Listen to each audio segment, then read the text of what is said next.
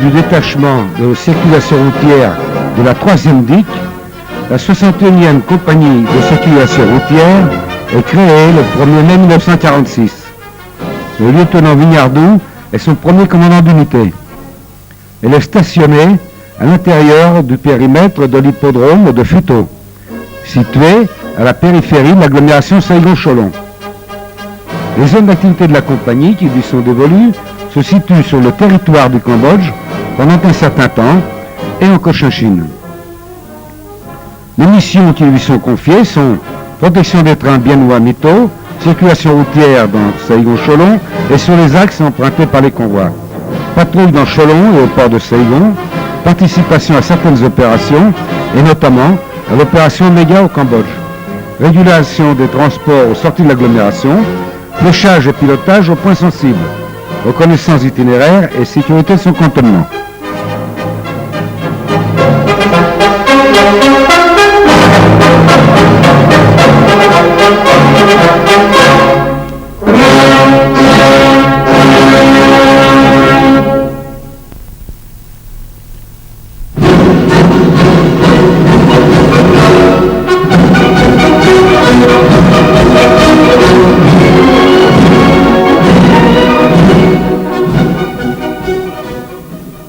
Après une vue prise de l'entrée, de l'insigne, du bureau circulation situé juste après le poste de police, le mess et le maréchal des logis Tréguier, les chambres sous-officiers, c'est l'espace cinéma en plein air et de l'atelier de fléchage menuiserie que l'on distingue.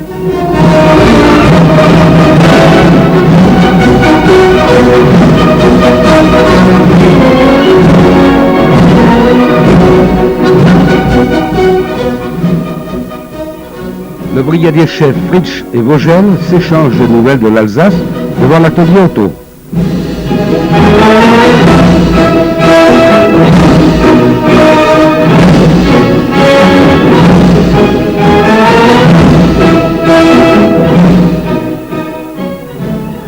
Tandis que le chef Lampin, entouré de Vautier, Rouffier et Muni, se demande comment il va pouvoir remonter cette carcasse de Jeep.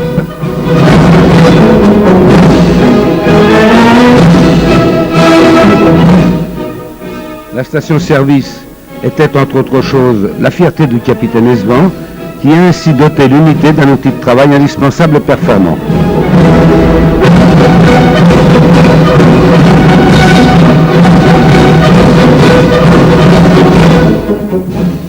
Du côté administratif, le chef Khalifa, entouré de ses deux adjoints, les maréchaux de logis Broutol et Barrault, prépare la maigre solde du mois qui sera rapidement dilapidée pour certains.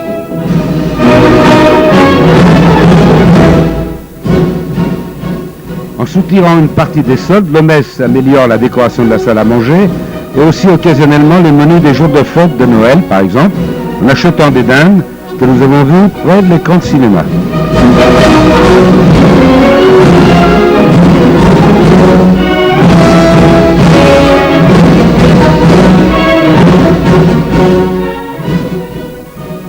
La salle à manger du nouveau mess, plus chaleureuse de par sa décoration et son nouveau mobilier, donne une touche d'intimité appréciée par tous.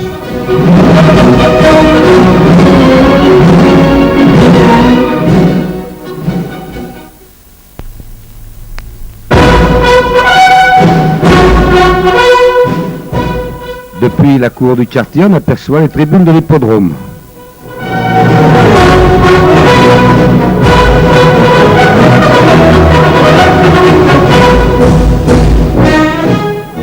Le lieutenant Glas, commandant le premier peloton, dans un poste de garde.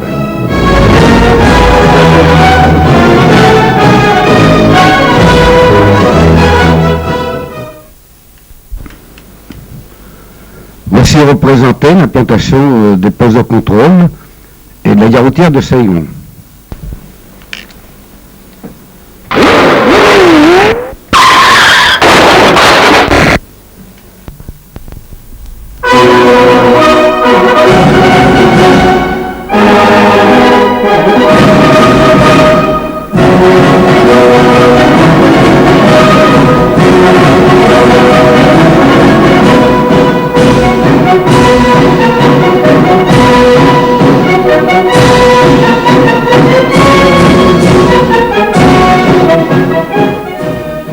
En 1947, 3 postes de contrôle sont implantés aux sorties de l'agglomération Saigon-Cholon.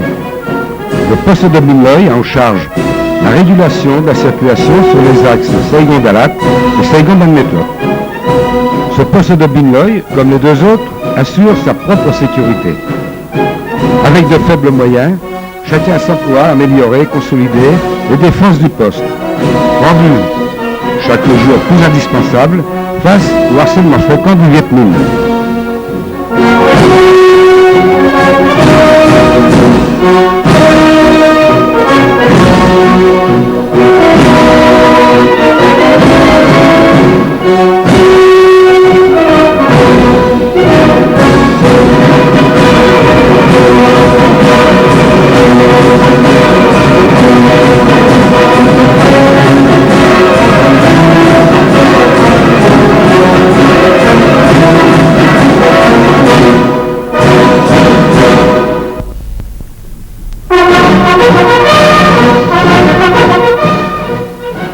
À droite, Claude Laporte, un des premiers occupants du poste de Bakéo en 1948. Construction du nouveau poste en 1950, les défenses sont améliorées par la mise en place de tourelles de chars et de bambous acérés qui en interdisent l'approche. Le brigadier chef du Chaussois snitte l'horizon en attendant l'inspection des défenses du poste par les autorités, dont le capitaine Mazero, commandant la 61e CCR, et les lieutenants Glas et Cherel, ce dernier étant chef du 2e peloton. Le maréchal de logis Laporte dans la tourelle.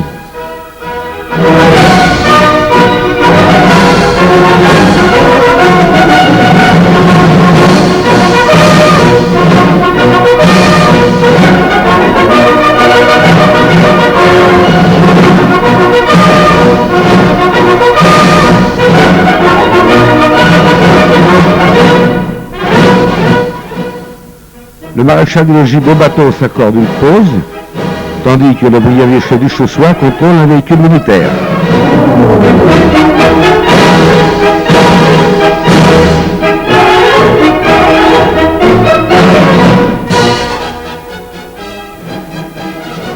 Le maréchal des logis Baudet au poste de Foulam. Ce 25 avril 1947, à sa sortie de Saigon, le convoi de Kanto est contrôlé à Foulam. Le ministre de l'Éducation nationale de Cochinchine et le sous-secrétaire d'État à l'information font partie de ce convoi qui tombe dans une embuscade dans le village de Tamiep. Parmi les 42 tués et 4 disparus figurent le lieutenant Vinardou, un sous-officier et 5 conducteurs de la compagnie.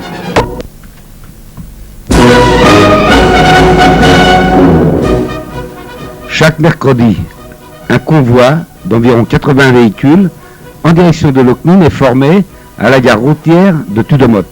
Le départ s'effectue dès que l'ouverture de route est annoncée. À Benkat, un agent de circulation est mis en place pour contrôler le passage des véhicules et en réguler les intervalles. Cet agent est repris lors du convoi descendant le samedi en principe. La mission de contrôle du convoi s'arrête à Hon Quan, la circulation étant libre vers Locmine, le Cambodge et le Laos. Le mardi, c'est le convoi de Banmetot qui est formé à la gare routière de Tudomot. Le scout car de la 61e CCR est en tête du convoi, suivi des camions des travaux publics et du secteur qui ravitaillent Fuqua et Dong Xoai. Viennent ensuite les camions du GT 511 et enfin les camions civils. Les véhicules du dépannage du GT 519 terminent ce convoi d'environ 80 véhicules civils et 50 à 120 véhicules militaires, ainsi que le 4x4 de la compagnie qui ramasse ses agents laissés ça et là sur le parcours pour contrôle. Dès que la route est déclarée ouverte par les autorités du secteur de Tudomot, l'ordre de départ est donné par le sous-officier de la 61e CCR. L'itinéraire suivant est généralement emprunté à partir de la route coloniale numéro 14, Chanlou, carrefour de la RC13, Maison Rouge, carrefour Piste-Allais et RC14. À Fuqua, les autorités sont contactées pour savoir si la route est ouverte et avoir ainsi l'autorisation de continuer en direction du poste de Hanbin où un agent est laissé pour le contrôle habituel. À Dong Xoai, un autre agent est déposé. Du ravitaillement et du courrier sont pris en charge par le responsable de la CCR qui remettra le tout au destinataire des postes du kilomètre 38 de Bunard et de Bunongstray. Vers 17h, le convoi reprend sa progression vers Bunongstray, destination finale du détachement de la CCR. Une courte halte au poste du kilomètre 38 pour une liaison radio avec le PC du pool radio de la 61e CCR GT 519.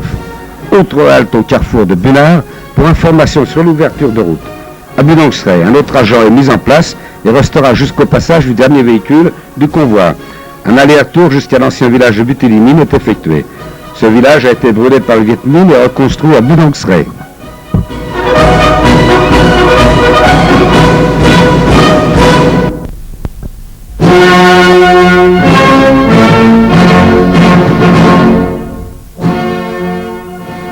Peu avant Donxwai, le 19 décembre 1947, l'explosion d'une mine déclenche l'attaque du convoi vers 11h40. C'est l'intervention de l'aviation qui met les attaquants en fuite à 12h30. Les pertes subies sur le convoi sont de 9 morts, dont 2 agents de circulation. 15 blessés, parmi lesquels le lieutenant petit-fils de la compagnie auto du Sudanam et 2 conducteurs de la 61e CCR. 20 véhicules sont détruits. Presque à chaque convoi, des accrochages ont lieu. Les pistes et routes sont coupées par des tranchées et la présence de rebelles est souvent signalée par la reconnaissance aérienne. L'insuffisance des moyens humains et matériels ne permet pas la pacification et l'occupation du terrain en permanence.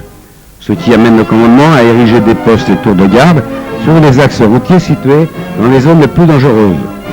Ce qui a pour effet de diminuer la fréquence des attaques des convois, mais n'empêche cependant pas le convoi du 12 février 1952 d'être lui aussi pris à partie par le Viet Minh sur 10 km, soit du kilomètre 71 au kilomètre 81, entre les postes de Furquois et Han Bin.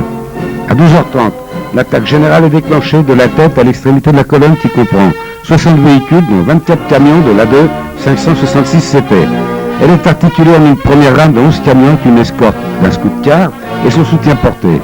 Une deuxième rame de 13 véhicules, l'élément du chef de convoi et un scout-car de l'escorte. Une troisième rame d'une dizaine de camions civils dont 6 sont chargés d'essence et, en queue de convoi, l'élément de dépannage et le reste de la protection. Dès le début, le GMC de tête saute sur une mine et bloque la colonne, car la route est sinueuse, encaissée et bordée par une forêt très dense. Les éléments de protection s'efforcent de riposter. Une automitrailleuse saute sur une mine au cours de l'action et immobilise l'élément de protection central au kilomètre 74. En queue, le dépannage est à son tour pris à partie. C'est encore une fois l'intervention de l'aviation qui met les rebelles en fuite. 2 militaires tués, 8 blessés et la perte de 7 camions sont à déplorer. Lorsque le convoi n'a pas subi trop de retard, c'est vers 23h le mardi que les hommes peuvent prendre du repos au poste de Budonxray, jusqu'à la formation du convoi descendant du vendredi matin. Le poste de Budonxray est commandé par un sergent secondé par un caporal radio, tous deux fantassins. 80 partisans montagnards molles complètent l'effectif de ce poste, appelé aussi le nid d'aigle.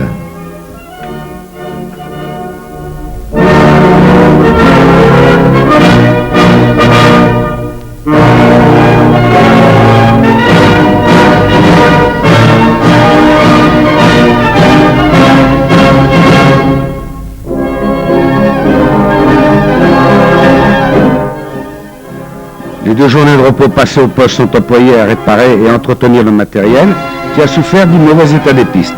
Les hommes lavent leur linge, préparent les repas et se relaxent un peu.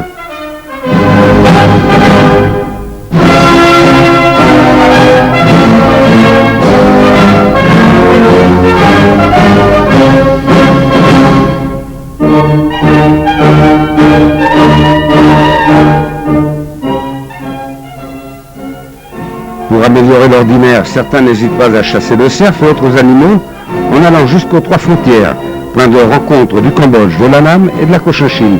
Les 3 frontières, c'est aussi une halte pour ceux du convoi qui ont continué sur cette portion de piste située en zone non dangereuse en direction du Laos.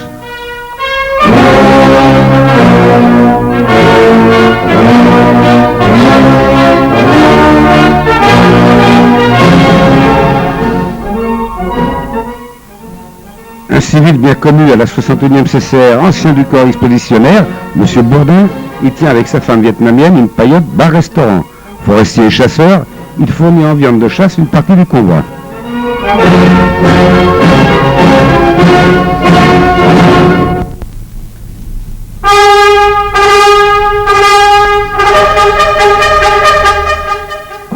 Pour le personnel de la 61e CCR, c'est la viande du gros gibier qui est l'élément principal de la nourriture de ces 2 journées de repos. complétée avec des denrées achetées à Saigon avant le départ, pommes de terre, pâtes, huile, etc. Les boîtes de rations sont en partie consommées sur le convoi, voire échangées aux commerçants ambulants contre de solides casse-croûtes aux sardines garnies d'oignons. En saison de pluie, les pistes sont rendues très glissantes. Nombreux sont les enlisements et les versements dans les fossés de camions surchargés.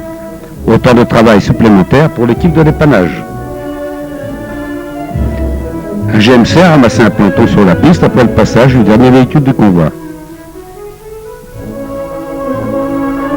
Au kilomètre 252, le poteau frontière mis en place par M. Henri Maître, ingénieur français, est très apprécié des photographes amateurs de souvenirs, et c'est tant mieux pour nous. Un quartier du tout petit village qui s'est constitué à cet endroit pourrait aujourd'hui nous faire penser à un village de vacances.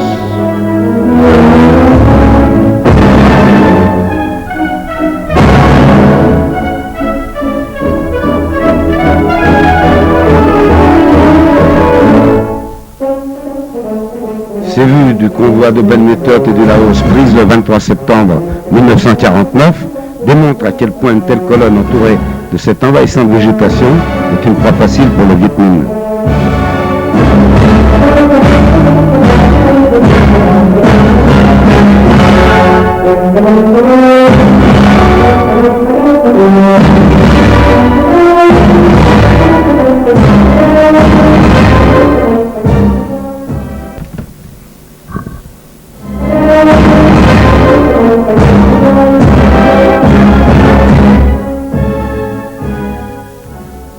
Chaque lundi, c'est le convoi de Dalat qui est formé à la gare routière de Bien Hoa. Le trajet s'effectue sur la route coloniale numéro 13, en passant par Trong Bum, Susanna, Truc Trung et sur le pont d'Alagna, arrêt à Binh Quan au kilomètre 113, en attendant le convoi descendant vers Saigon.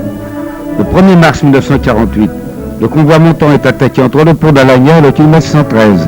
Vers 16h30, à hauteur du kilomètre 112, le signal de l'attaque est donné par l'explosion d'une mine sous les roues du scout-car du chef de convoi. Le scout-car de la 61e CCR saute à son tour sur une mine. Le combat se poursuit jusqu'à 20h15, au moment du décrochage d'une partie des rebelles cédant sous les coups de l'aviation. Les premiers secours arrivent de Dalat vers 21h30. Le bilan est lourd, une cinquantaine de morts, de nombreux blessés et disparus. Le PCR déplore 3 tués et 2 disparus. Le 30 mars 1950, une embuscade longue de 25 km entre les kilomètres 64 et 89 est tendue au convoi par environ 1000 Viet Minh qui restent maîtres de la situation jusqu'à vers 15 heures.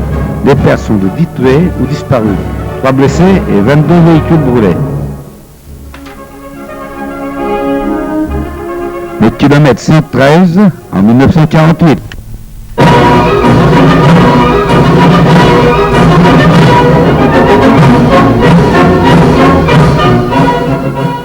À Phuto, ceux qui ne partent pas sur les convois sont occupés aux missions de sécurité en ville, patrouille de nuit, escorte d'autorité, à la fabrication de panneaux de signalisation, au pilotage des pots coupés, à la réparation et à l'entretien des véhicules, aux escortes d'autorité, etc. En 1947, le fléchage des itinéraires qui est mis en place est systématiquement détruit. Les opérations de pacification auxquelles la 61e CCR participe sont entreprises. L'efficacité de ces actions menées par le commandement a pour résultat de sécuriser tant soit peu certains axes routiers tels que Saigon-Bien Hoa, Saigon-Tudonet et Saigon-Kanto. En 1952, un typhon très violent abat des arbres et des lignes électriques dans Saigon et dans une partie de la Cochinchine. Les ponts sont emportés par les eaux qui inondent certaines régions, comme ici, près de Dotien, qui est complètement isolé. Une mission de reconnaissance d'itinéraire de la 61e est sur place pour trouver un passage qui doit permettre l'arrivée d'un convoi de ravitaillement très attendu dans cette région sinistrée.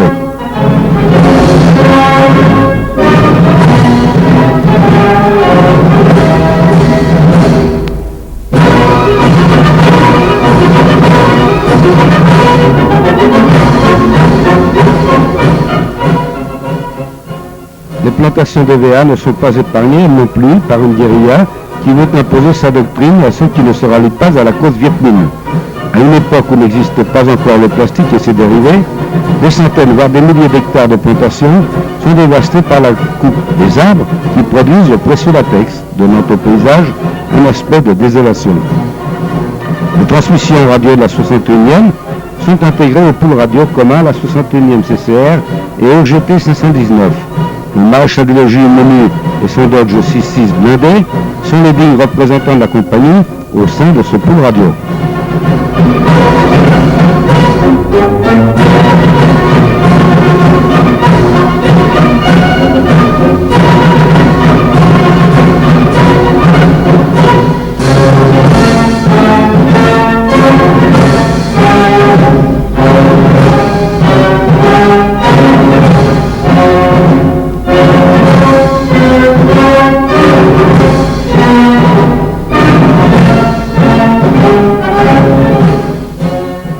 En 1951, les attaques contre les véhicules se font de moins en moins nombreuses que les années précédentes.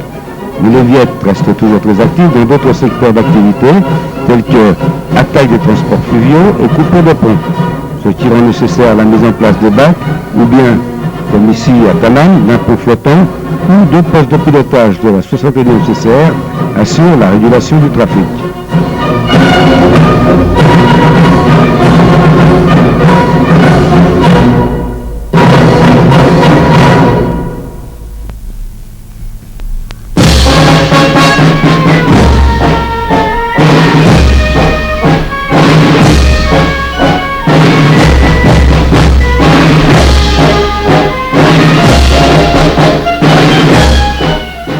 En 1945, à Valence, dans cette ville-là de l'île verte, que la création de la 61e CCR se prépare.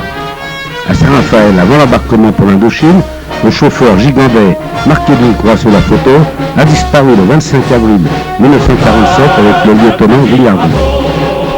Le 30 juin 1945, à Marseille, le général Leclerc rend visite au détachement du corps expéditionnaire en Extrême-Orient avant l'embarquement. Chacun reconnaîtra le fameux de la 61e CCR ainsi que le chef Leblévesque. Il faut souligner ici la permanente disponibilité de jour comme de nuit de tout le personnel de la 61e CCR. Au cantonnement de Futeaux, dans le cadre du quartier 6, et malgré son déficit en personnel, la 61e CCR a à cœur de seconder les unités voisines en prenant part aux patrouilles de nuit. Tout le personnel valide participe aux actions communes de sécurité, de défilés et autres cérémonies officielles. Le personnel des cuisines s'efforce de servir le repas chaud à ceux qui rentrent de mission, quel que soit l'heure de retour. Les indisponibles et inaptes se chargent des travaux d'intérêt général et de la confection de panneaux de fauchage. Les mécaniciens maintiennent le parc automobile en état de fonctionner au prix de très gros efforts journaliers. Malgré un effectif déficitaire, la compagnie participe aux opérations qui sont menées en Cochinchine. Il n'est pas rare de voir rester au quartier juste le minimum qui permet d'assurer la garde des lieux. Le personnel administratif est souvent lui aussi mis à contribution.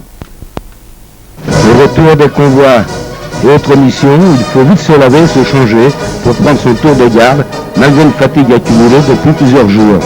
Les trois postes de contrôle subissent aussi les mêmes contraintes dues à un sous-effectif.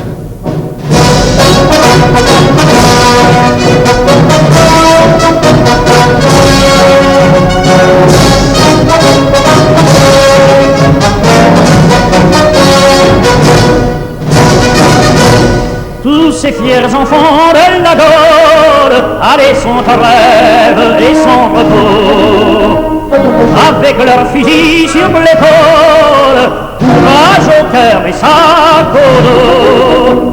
La gloire était leur nourriture, ils étaient sans pain, sans souliers. La nuit, ils couchaient sur la mûre, avec leurs sacs pour oreiller. Le régiment de Sambre-et-Meuse marchait toujours au cri de liberté. Cherchant la route glorieuse qui l'a conduit à l'immortalité. Pour nous battre, ils étaient 100 000, et à leur tête, ils avaient des rois. Le général vieillard de ville, faibli pour la première fois. Voyant certaine la défaite, il réunit tous ses soldats. Puis il fit battre la retraite, mais eux ne l'écoutèrent pas. Le régiment de Sambre-et-Meuse arrêtait toujours au cri de liberté.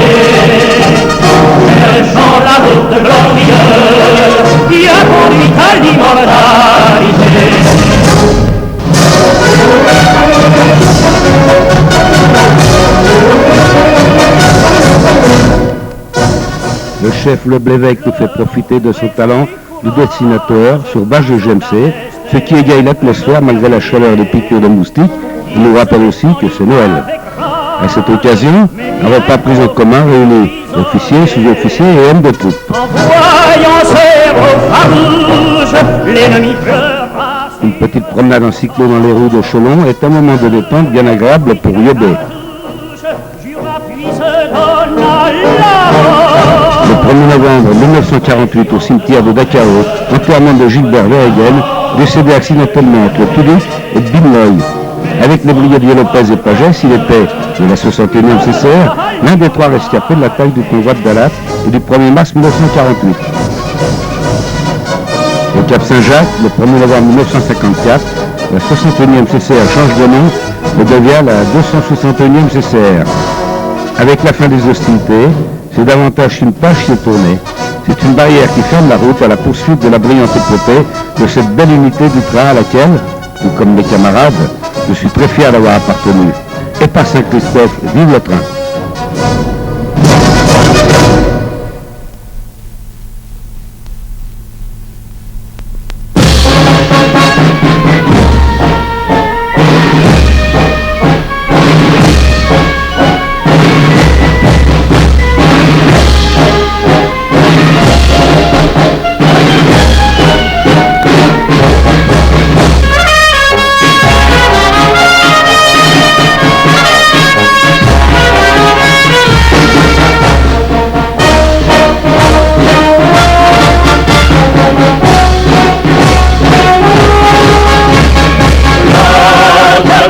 Drapeau